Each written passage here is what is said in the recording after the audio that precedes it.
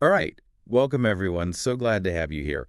You guys sent in some really interesting stuff from How to Talk to Anyone English Tips. I'm excited to dig into it. Yeah, it looks like we have a lot to unpack. We do, we do. And for this deep dive, we really want to pull out those nuggets of wisdom, those practical tips to help everyone listening speak English more confidently. Yeah, definitely. It can be tough to navigate all the nuances of conversation, even in your native language. But these tips, they really get into the nitty-gritty of how to make those interactions smoother, more engaging, whether it's with friends or in a professional setting. Exactly. So think of this as your toolkit for better communication. I like that, a toolkit. Because it really does touch on so many different aspects. I mean, we'll be looking at the impact of body language, how to really listen and understand, and ways to start and end conversations gracefully. Plus, we'll delve into the power of asking the right questions, finding common ground, using humor, and of course, building confidence and speaking with respect. All essential stuff, really. Absolutely. The goal is to give you actionable strategies, things you can implement right away Right. to make those conversations flow more naturally and confidently, Wow. not just a bunch of theory. Exactly. And the great thing about this source is how it brings those often abstract ideas down to earth. It's about understanding the principles, but then having those concrete tips to apply them in real life situations. Well, the source jumps right into body language. Yeah. And, it makes this really powerful point about how much of what we communicate isn't actually spoken. Oh, yeah. That's a classic communication concept, but always worth revisiting. They even cite research that suggests up to 70 to 90% of our communication is nonverbal. That's huge. It's amazing, isn't it? Yeah. It really underscores the idea that it's not just what you say, but how you say it. And that includes your whole physical presence. It's like setting the stage before you even utter a word. Exactly. And they nicely break down these nonverbal cues, starting with eye contact. Well, eye contact, that could be a tricky one. It is. You don't want to stare people down, but you also don't want to seem shifty-eyed. Right. You want to strike that balance, right? Yeah. Too little eye contact and you come across as disinterested or maybe even untrustworthy. Exactly. But too much, and it can make the other person feel like they're under a microscope. And the source offers this really handy guideline suggesting about 50–60% eye contact for those casual conversations.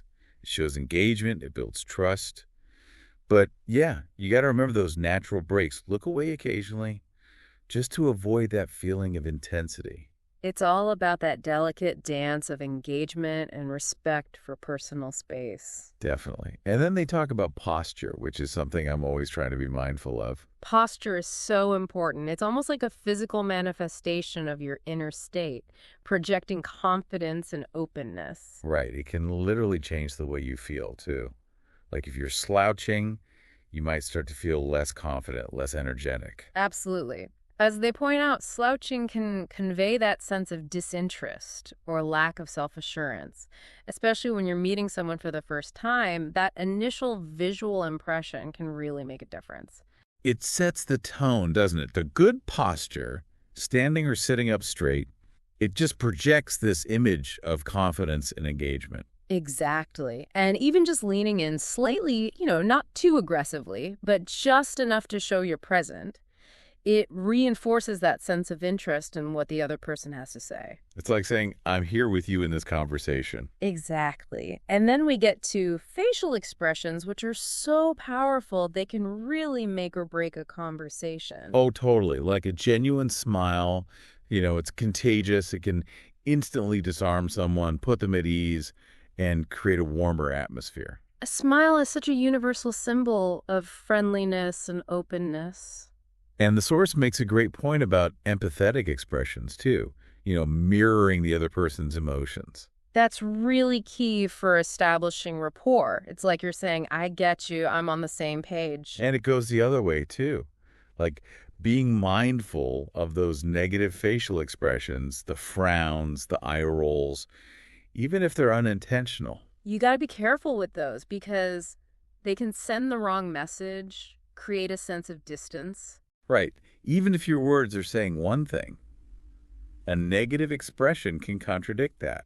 It's all about congruence, aligning your facial expressions with the overall tone of the conversation. Definitely. You wouldn't want to be smiling broadly if someone's sharing something serious or personal. Exactly. You got to match the emotional energy. And then there's hand gestures, another interesting area. Oh, yeah, I use hand gestures all the time. Sometimes I don't even realize I'm doing it. It's natural, right? It can really emphasize your points, bring energy to your delivery. Yeah, it's like you're painting a picture with your words and actions. Exactly.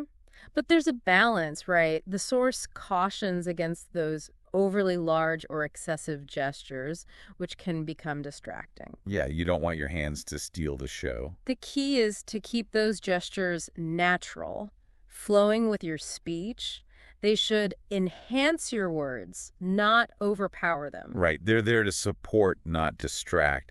And then the source brings it all together, emphasizing the importance of all these nonverbal cues working in harmony. It's about that overall package, that coherence between your words and actions.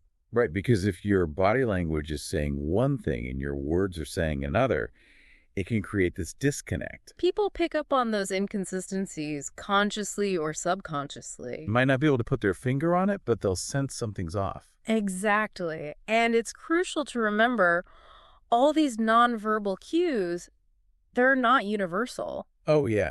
What might be perfectly acceptable in one culture could be totally misinterpreted in another. Cultural context matters a lot.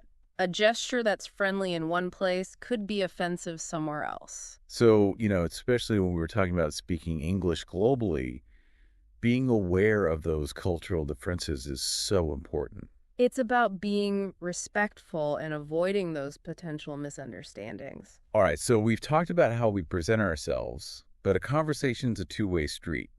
And that brings us to the crucial skill of active listening. Oh, active listening, this is so fundamental, but it's something that many people struggle with. It is. And the source makes it clear, active listening, it's just as important as speaking effectively. It's about truly engaging with the other person, making them feel heard, understood, and valued. When you know someone's really listening, it just encourages you to open up more. It creates that safe space for sharing.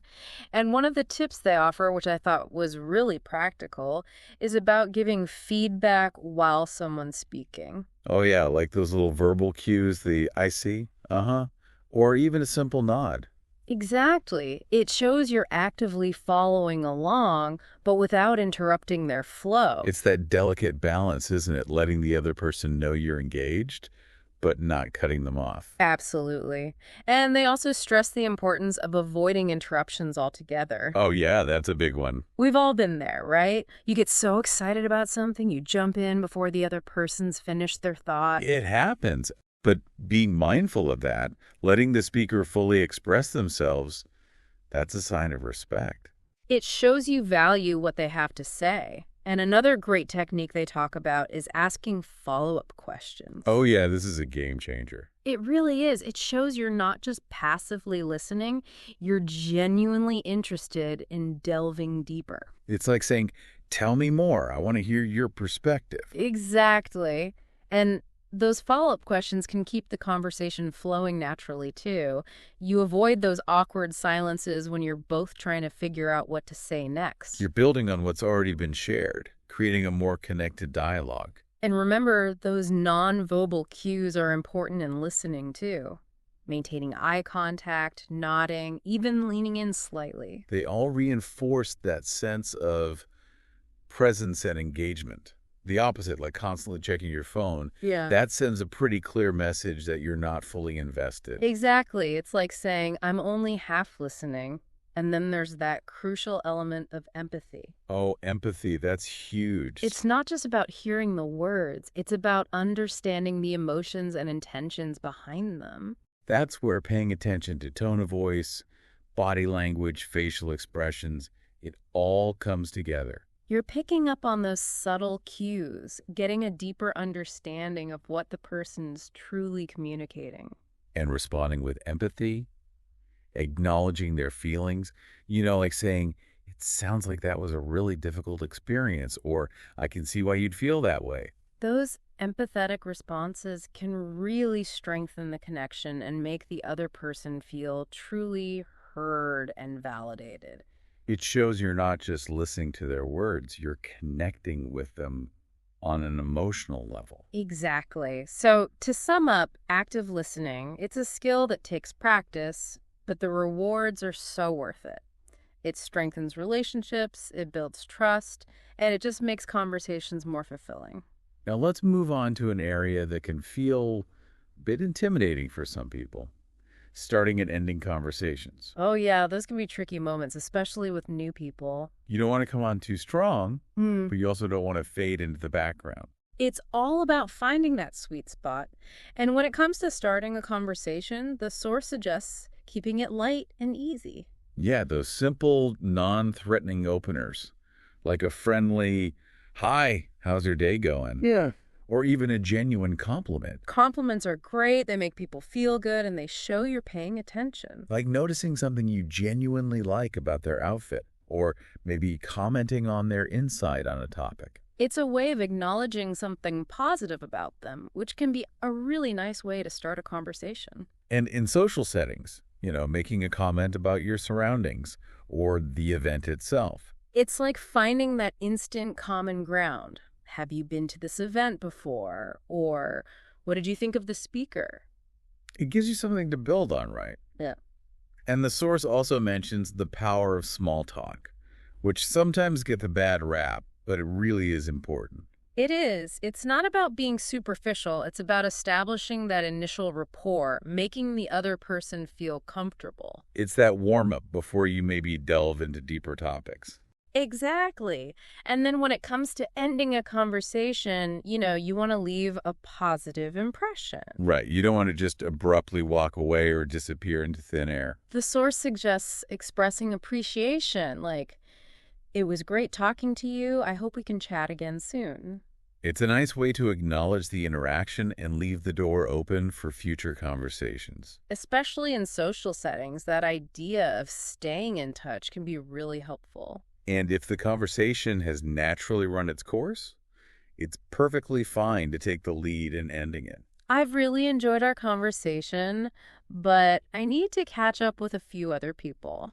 A polite way to signal your departure without being rude. Exactly. And that sincere thank you for the great chat, it goes a long way. It does. It leaves that positive final note. It's like putting a nice bow on the conversation. Exactly. Now, let's talk about how to keep those conversations flowing, how to really get people talking.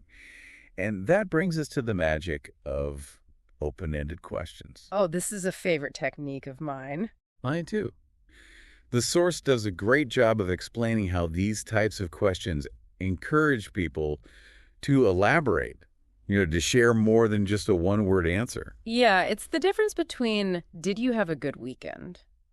which often gets a simple yes or no in response. Versus, what did you do over the weekend? Or what was the highlight of your weekend? Those open-ended questions, they invite a story, they spark a conversation. They give you so much more to work with. And as the source points out, they can reveal so much more about the person's personality, their interests, their opinions. It's like opening a window into their world. You get a glimpse of what makes them tick. And it shows you're genuinely interested, right? You're not just going through the motions. You actually care about their perspective. It's about creating that deeper level of engagement, going beyond those surface-level interactions. And it makes the conversation flow more naturally, doesn't it? One thoughtful answer leads to another question, and so on. You're building on each other's thoughts, creating a more dynamic exchange. You're also avoiding those awkward silences, which can be a conversation killer. Absolutely. But the source makes a good point about being mindful of the other person's comfort level.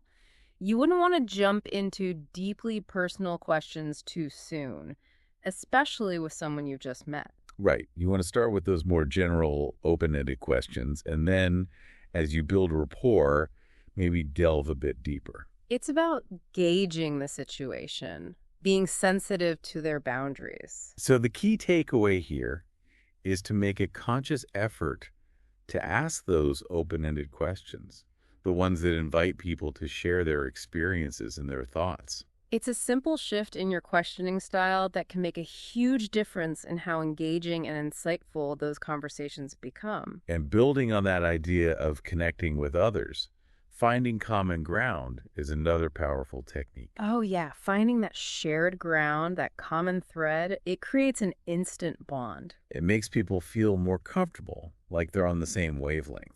And the source emphasizes starting with active listening, paying attention to those subtle clues about their hobbies, their interests. Like, if someone mentions they enjoy hiking, you could ask about their favorite trails. It shows you were listening and that you're curious about something they enjoy. Exactly. And they also suggest focusing on those more universal topics, things like family, food, travel, current events. Those are things most people can relate to, no matter their background. What's your favorite cuisine?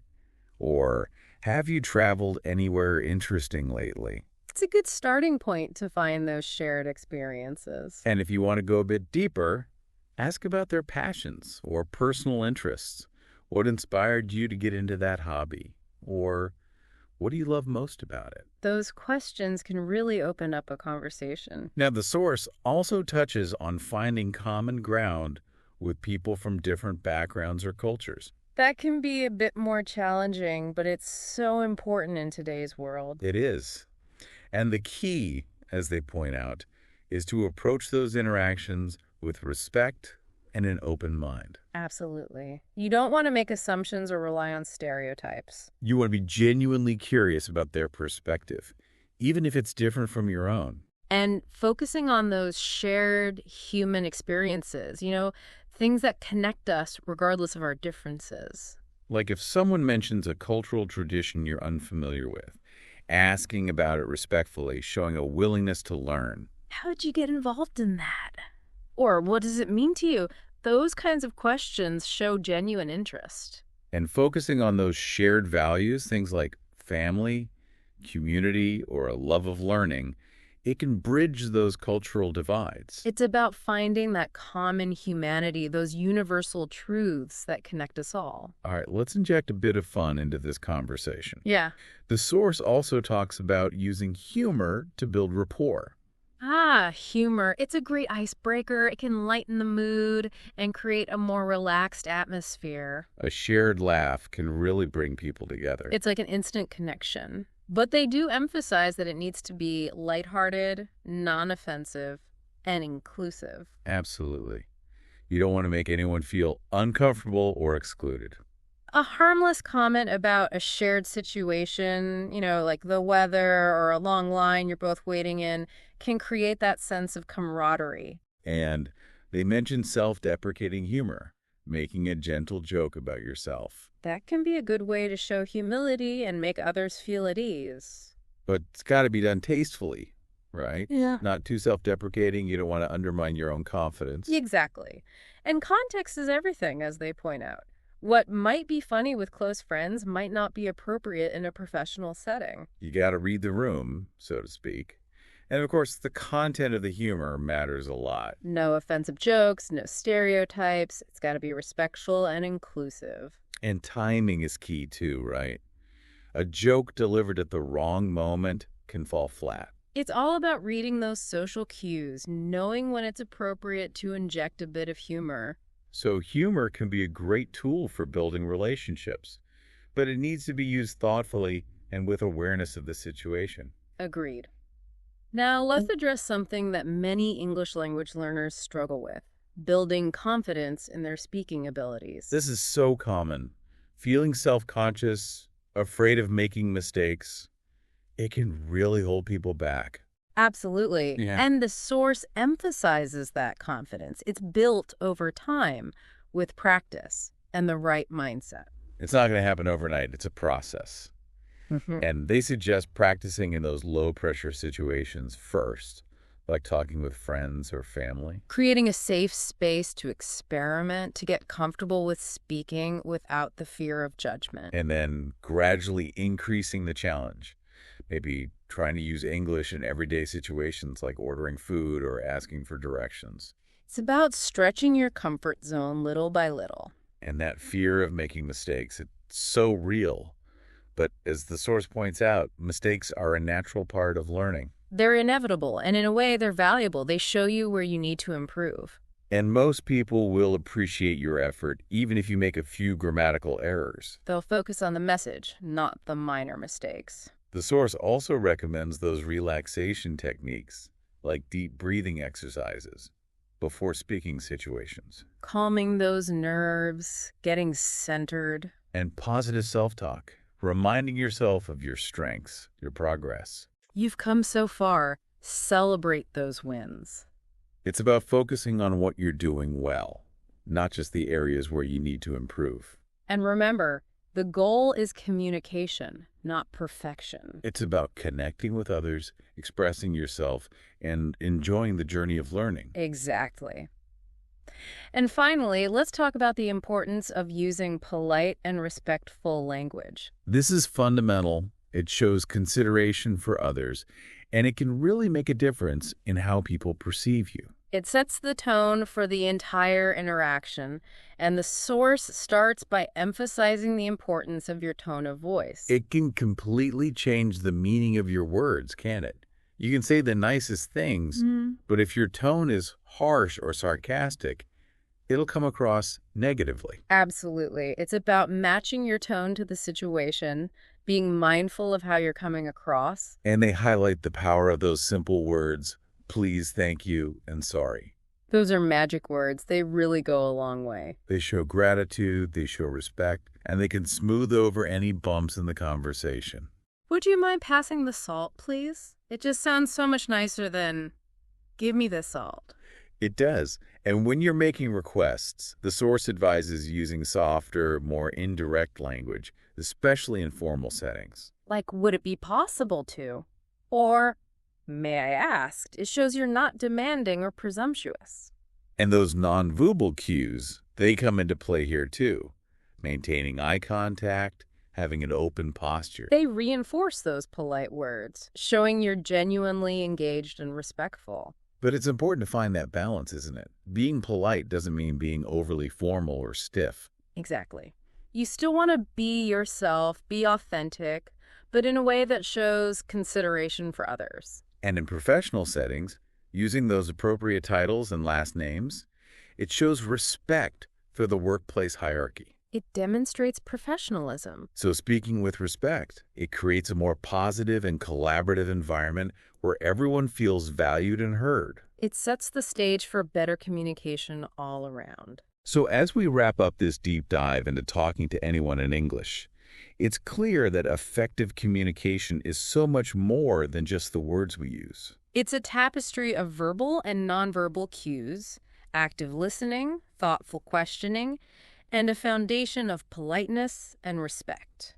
It's about connecting with others on a deeper level, building trust, and making those interactions more meaningful and enjoyable. And as you go out and practice these tips, remember that it's a journey, it takes time and effort, but the rewards are so worth it. So I want to leave you with this thought.